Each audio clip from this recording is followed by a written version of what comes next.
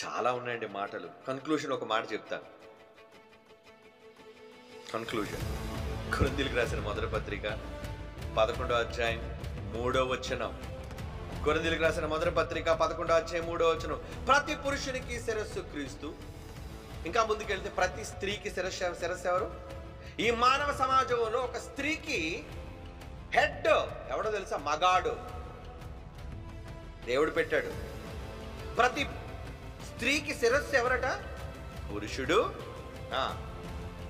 ప్రతి పురుషునికి శిరస్సు క్రీస్తునియు. అవునా? ఆ మాట ఇక్కడ కూడా ఉంది. స్త్రీకి శిరస్సు పురుషుడనియు.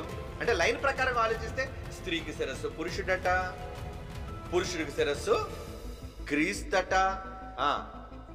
క్రీస్తునకు శిరస్సు హెడ్ దేవుడు. ఎవరు? తండ్రి. ఆయనకి ఎవరో హెడ్ కారండి, ఈయనే ఒక పెద్ద హెడ్ అండి అని ఒక హెడ్లెస్ ఫెలో మాట్లాడుతూ, అంటే బుర్రలేనోడా అని అర్థం. ఇక్కడ యేసు ప్రభు వారికి హెడ్ అని ఎవరు అంటున్నారండి?